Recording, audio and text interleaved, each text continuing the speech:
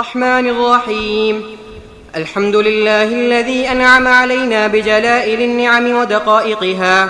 وجعل ديننا أشرف الأديان وملتنا خير الملل وأمتنا أوسط الأمم، ونبينا أفضل الأنام بين الحلال والحراما، وشرع الشرائع وسن السنن وعلم بالقلم وبين الأحكام بالإحكام، وأتبع الكتاب بالسنة لتفصيل مجملاته وتجزئة كلياته وشرح مشكلاته رحمة للعالمين، وشفع القرآن بالحديث لتوضيح نصوصه وتبيين فصوصه وتخصيص عمومه وتعميم خصوصه رأفة وعناية بالمؤمنين. والصلاة والسلام على سيدنا ومولانا محمد منبع العلوم والأنوار ومعدن المعارف والأسرار، الذي لم ينطق عن الهوى إن هو إلا وحي يوحى. ورضي الله عن الآل والأصحاب والأتباع والأولياء والصالحين، والذين تناقلوا الشرع الحنيف والحديث الشريف كابرا عن كابر، إلى أن وصل إلينا مصونا عن التبديل والتحريف. أما بعد، فإن أصدق الحديث كتاب الله، وأحسن الهدي هدي سيدنا محمد صلى الله عليه وسلم، وخير الأمور عواذمها، وشر الأمور محدثاتها، وكل محدثة بدعة، وكل بدعة ضلالة، وكل ضلالة في النار.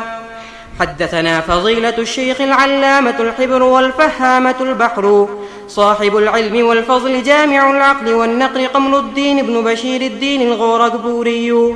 حفظكم الله ورعاكم وأدام علينا بقاءكم. قال حدثنا شيخ الإسلام حسين أحمد المدني قال حدثنا شيخ الهند محمود حسن الديوبندي قال وحدثنا فخر العلماء فخر الدين المرادابادي قال حدثنا شيخ الهند محمود حسن الديوبندي قال حدثنا قاسم العلوم والخيرات الشيخ قاسم النانوتبي عن الشاع عبد الغني المجدد الدهلوي عن الشاع محمد إسحاق الدهلوي عن الشاع عبد العزيز المحدث الدهلوي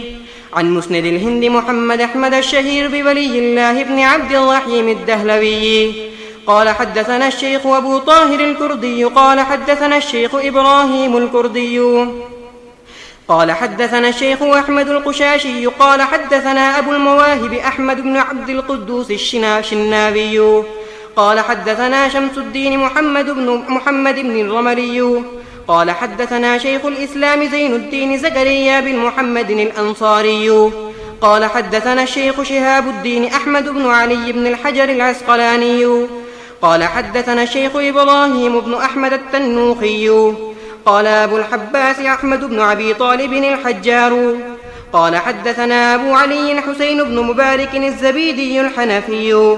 قال حدثنا عبد الأول بن عيسى الهروي قال حدثنا أبو الحسن عبد الرحمن بن مظفر بن محمد الداودي قال حدثنا أبو محمد عبد الله بن أحمد السرخسي قال حدثنا أبو محمد عبد الله محمد بن يوسف الفربري عن مؤلف الكتاب أمير المؤمنين في الحديث الإمام الهمام الحافظ الحجاب عبد الله محمد بن إسماعيل بن إبراهيم البخاري. نفعنا الله تعالى بعلوم هؤلاء الشيوخ الكرام وفضيلتكم أجمعين آمين يا رب العالمين. أنه قال باب قوله وأما من بخل واستغنى. وبه قال حدثنا يحيى قال حدثنا وكيع عن الأعمش عن سعد بن عبيدة عن أبي عبد الرحمن عن علي رضي الله تعالى عنه وعنهم أنه قال كنا جلوسا عند النبي صلى الله عليه وسلم فقال ما منكم من أحد إلا وقد كتب مقعده من الجنة ومقعده من النار. قلنا يا رسول الله أفلا نتكل قال لا اعملوا فكل ميسر. ثم قرأ فأما من أعطى واتقى وصدق بالحسنى فسنيسره لليسرى إلى آخر الآية. ये रिवायतें हो चुकी हैं, बाद उस ताईद में दूसरी रिवायतें हैं. चलो. باب قوله وكذب بالحسنى. وبه قال حدثنا عثمان بن أبي شيبة قال حدثنا جرير عن منصور عن سعد بن عبيدة عن أبي عبد الرحمن السلمي عن علي رضي الله تعالى عنه وعنهم أنه قال كنا في جنازة في بقيع الغرقد فأتانا رسول الله صلى الله عليه وسلم فقعد